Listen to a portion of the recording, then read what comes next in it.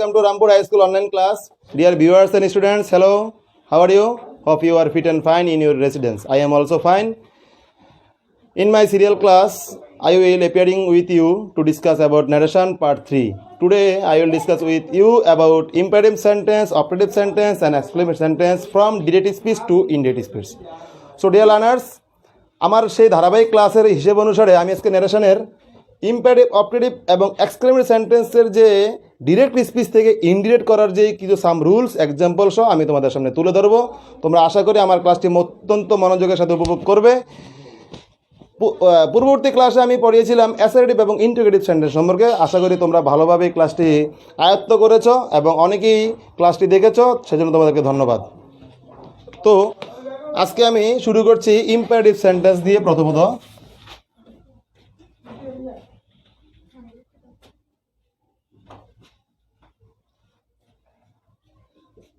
Imperative sentence, dear learners follow করো। প্রথমত আমরা রিপোর্টিং ভার্ব এবং রিপোর্টেড স্পিচ সম্বন্ধে যেই বিষয়টি আমরা একটা এক্সাম্পলের মাধ্যমে শুরু করছি। যেমন ধরো, father said to his son, read attentively. Dear students, give your kind attention to me and look at the board. Dear father said to his son, read attentively. আমরা শুরু করার আগে একটু ইম্পারেটিভ সেন্টেন্স সম্বন্ধে তোমাদেরকে একটু ছোট্ট ধারণা দিয়ে নিচ্ছি যে হোয়াট ইজ ইম্পারেটিভ সেন্টেন্স। আমরা স্বাভাবিকভাবে জানি যে সকল সেন্টেন্স সাবজেক্ট দিয়ে শুরু হয়, তারপরে ভার্ব, তারপরে অবজেক্ট বসে, এদেরকে অ্যাসার্টিভ সেন্টেন্স বলে। প্রশ্নবোধক বাক্য হলে ইন্টারোগেটিভ সেন্টেন্স বসে।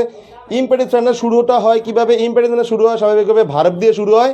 এখানে সাবজেক্ট ইউ উজ্জ্ব থাকে এবং কোনো কিছু আদেশ, উপদেশ, নিষেধ, অনুরোধ এই জাতীয় কোনো অর্থ বুঝালে সেই সকল সেন্টেন্সকে ইম্পারেটিভ সেন্টেন্স বলে। ডিয়ার স্টুডেন্টস, আমি আবারও বলছি তোমাদের সুবিধার্থে, যে সকল সেন্টেন্স ভার্ব দ্বারা শুরু হয়, সাবজেক্ট ইউ উজ্জ্ব থাকে এবং ওই বাক্যে কোনো আদেশ, উপদেশ, নিষেধ, নির্দেশ, অনুরোধ বুঝায়, সেই সকল সেন্টেন্সকে ইম্পারেটিভ সেন্টেন্স বলে। এখন ডিরেক্ট আমাদের রিপোর্টেড স্পিচের মধ্যে যদি ইম্পারেটিভ সেন্টেন্স থাকে তাহলে আমরা সেটাকে কিভাবে ডিরেক্ট স্পিচ থেকে ইনডিরেক্ট স্পিচ করব, আমরা এখন সেই সম্বন্ধে আলোচনা করব। তোমরা একটু বোর্ডে ফলো করো। এখানে স্পিকার ফাদার থাকবে, রিপোর্টিং ভার্ব সেড। আমাদের যে মূল আলোচনাটুকু তোমরা মনোযোগ দিয়ে শোনো। যদি আমরা ইম্পারেটিভ সেন্টেন্স যুক্ত ডিরেক্ট স্পিচকে ইনডিরেক্ট স্পিচ করতে চাই তাহলে রিপোর্টিং ভার্ব হিসেবে এখানে যা থাকবে সেই জায়গাতে অর্ডার, রিকোয়েস্টেড, কমান্ডেড, অ্যাডভাইসড। কি বলেছি? Order, requested, commanded, advice. যদি এটা পাস্ট টেন্স থাকে তাহলে এটাও পাস্ট টেন্স হবে, আর যদি প্রেজেন্ট টেন্স থাকে তাহলে অ্যাডভাইস, কমান্ড, অর্ডার, রিকোয়েস্ট হবে।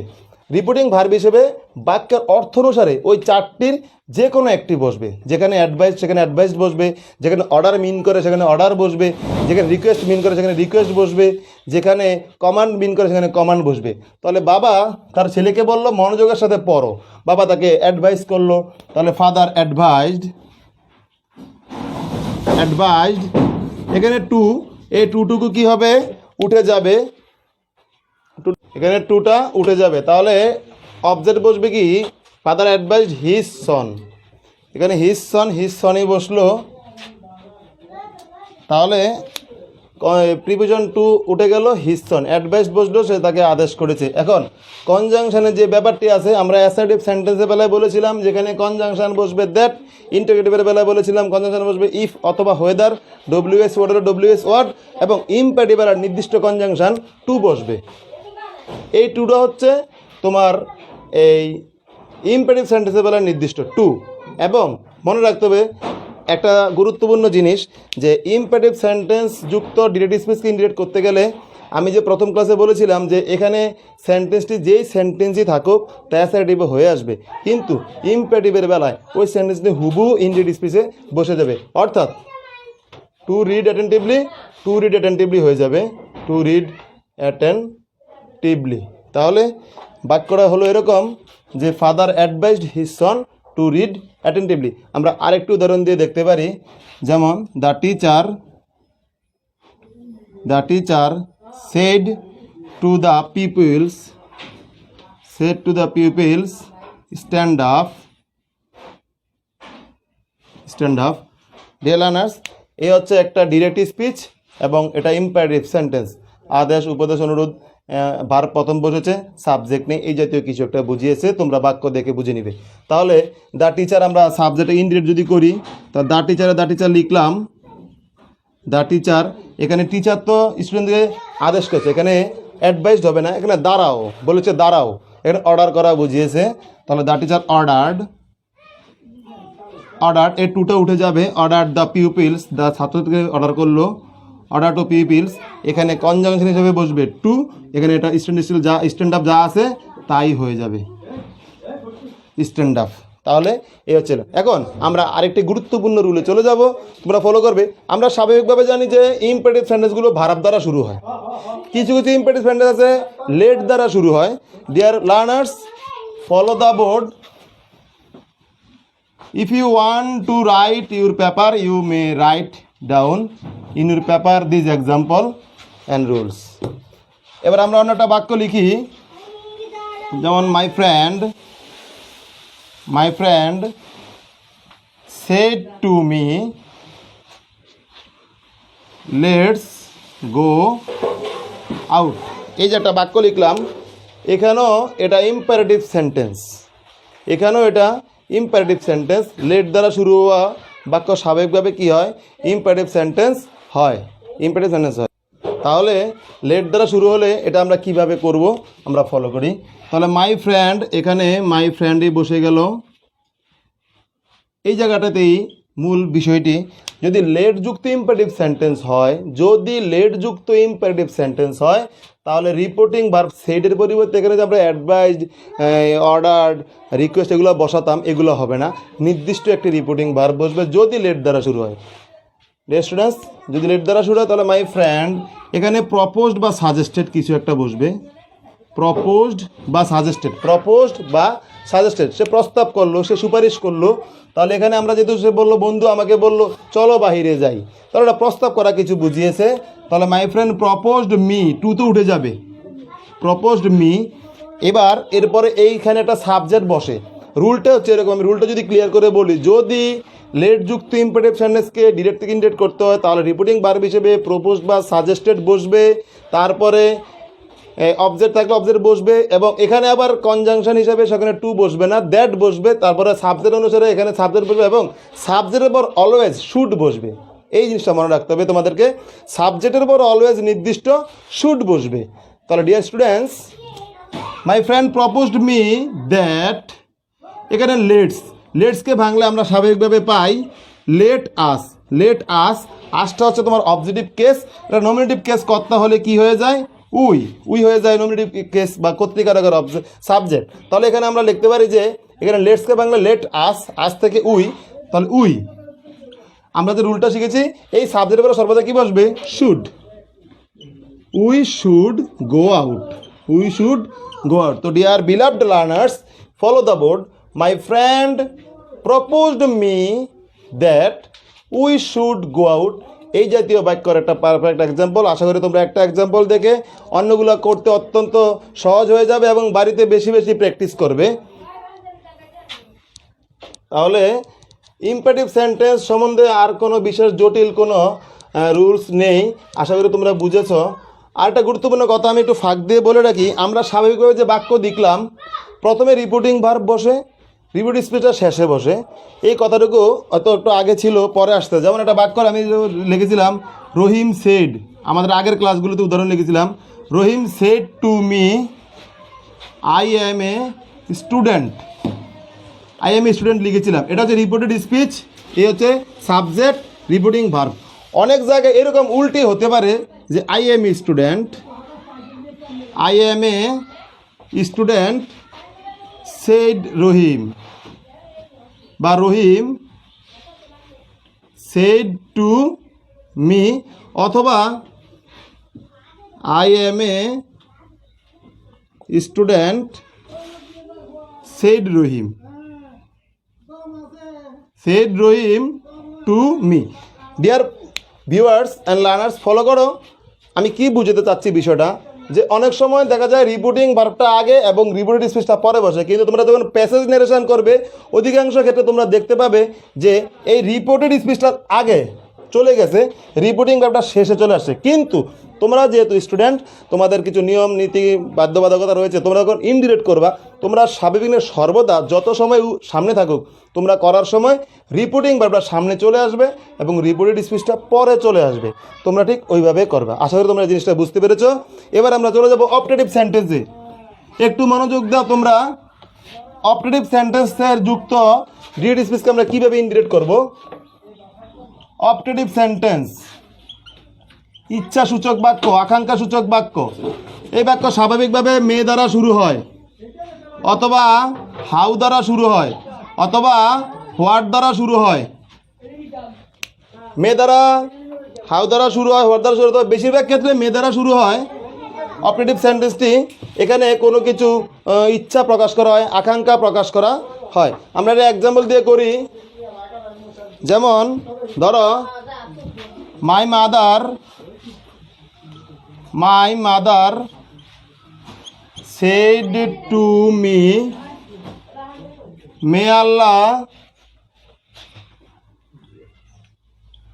bless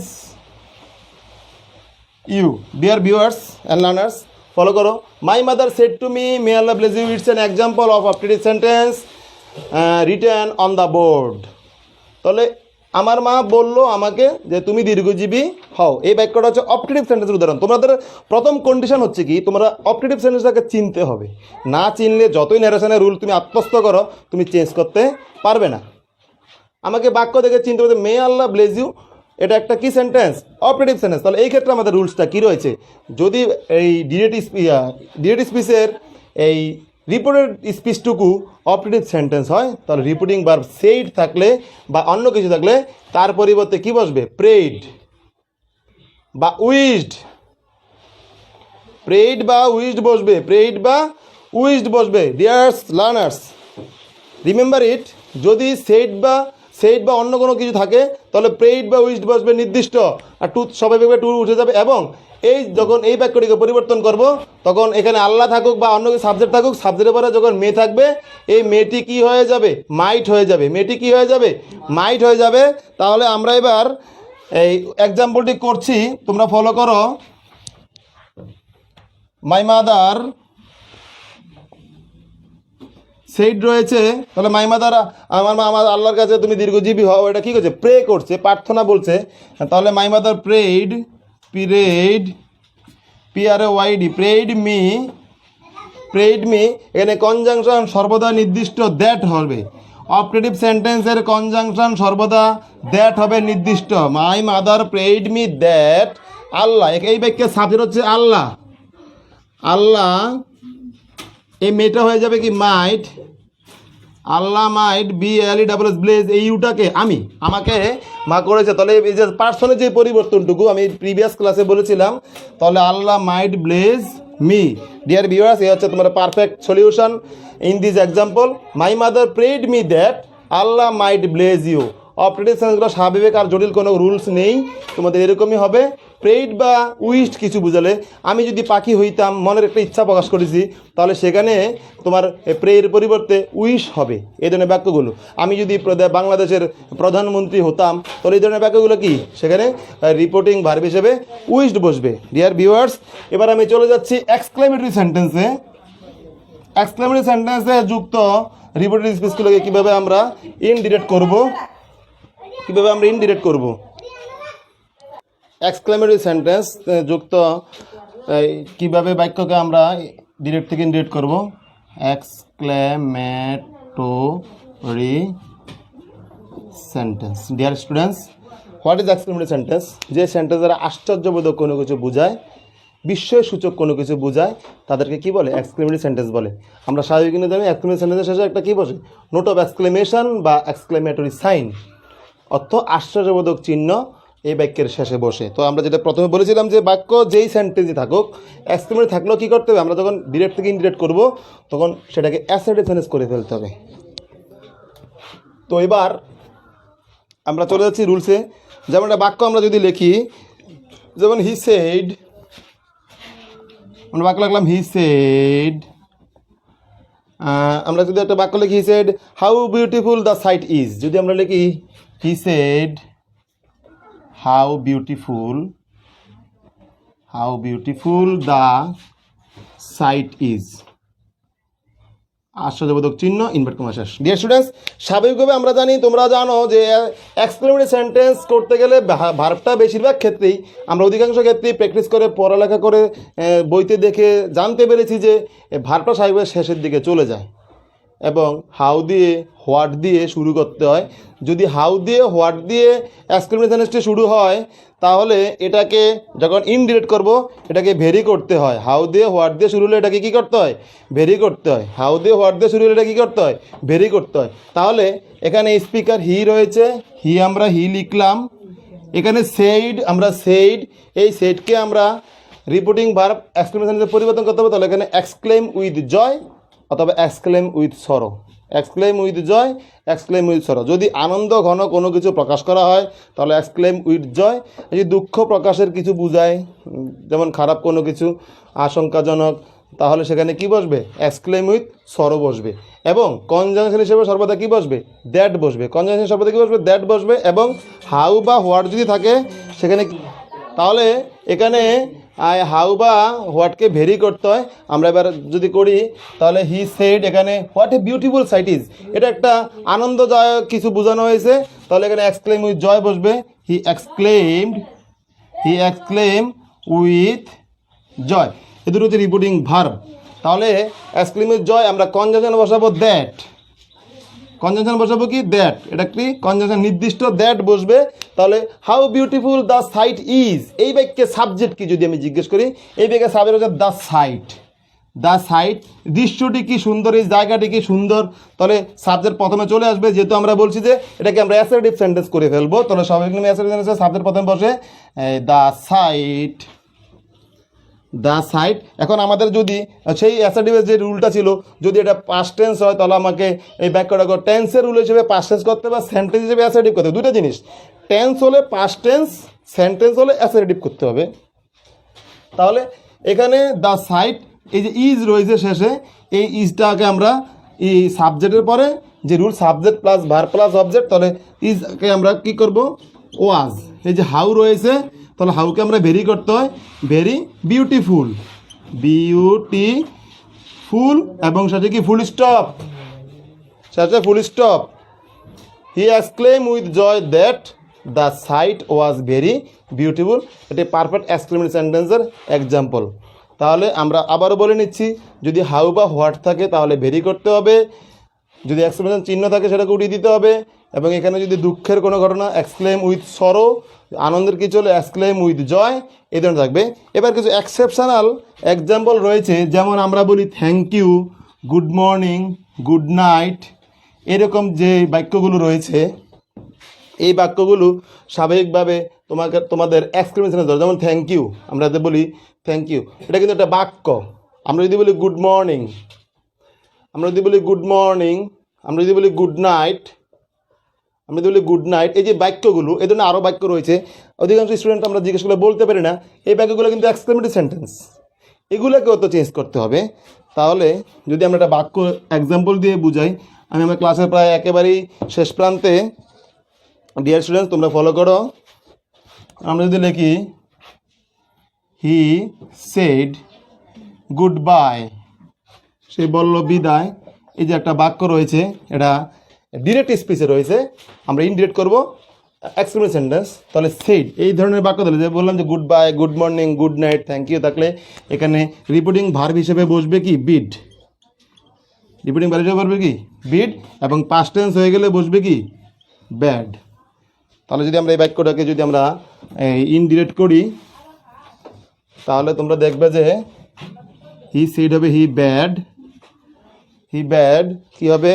হি ব্যাড গুড বাই, হি ব্যাড গুড বাই, হি ব্যাড গুড বাই না, হি ব্যাড গুড বাই। এই বাক্যগুলো দেখে তোমাকে চিহ্নিত হবে, এখানে এক্সক্লেমেশন মার্কের কোনো বিষয় নেই।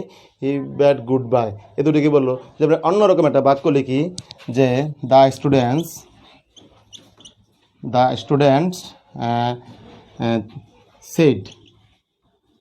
said thank you sir. Thank you sir. Dear students, এখানে স্যারের জন্য একটা ভিন্ন রুলস রয়েছে। আমাদের যে পরবর্তী ক্লাসে আমরা আপাতত আজকে এক্সক্লেমেটিভ সেন্টেন্স দিয়েই শেষ করবো আজকের ক্লাসটি। আমাদের পরবর্তী যে ক্লাসটি হবে, তোমরা অবশ্যই আজকে যেমন সাথে ছিলে, আগের ক্লাসগুলোতে ছিলে, আগামী ক্লাসগুলো সাথে থাকবে। আগামী ক্লাসটা আরও বেশি গুরুত্বপূর্ণ।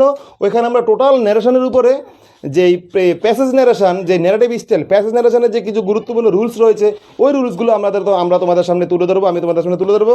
তোমরা অবশ্যই আশা করি ওই ক্লাসে যদি আরও বেশি আত্মস্থ করো, তোমাদের ন্যারেশনের মধ্যে যে জটিলতাটা, যে একটা ভ্রান্ত ধারণা, সেটা চলে যাবে। সেইখানে আমাদের স্যার নিয়ে কিছু জটিল কিছু রুল রয়েছে, সেই রুলগুলো আমরা অবশ্যই সেখানে আলোচনা করবো।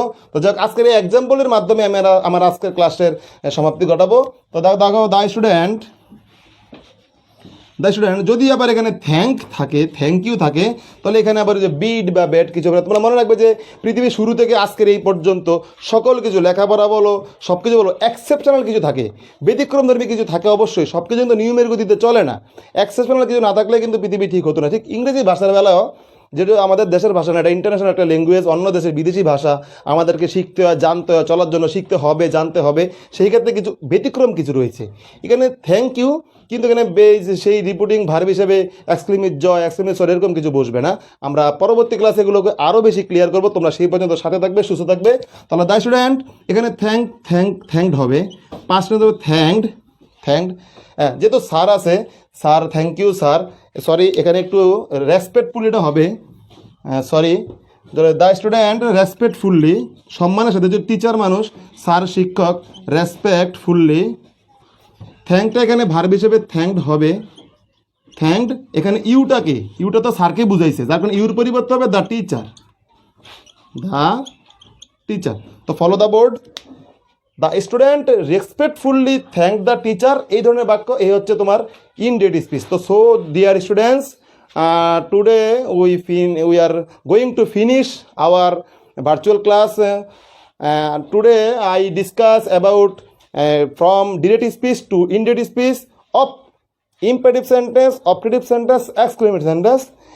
See me in my next class in an very important topic about the rules of passage narration. No more today, more when we meet in my next class.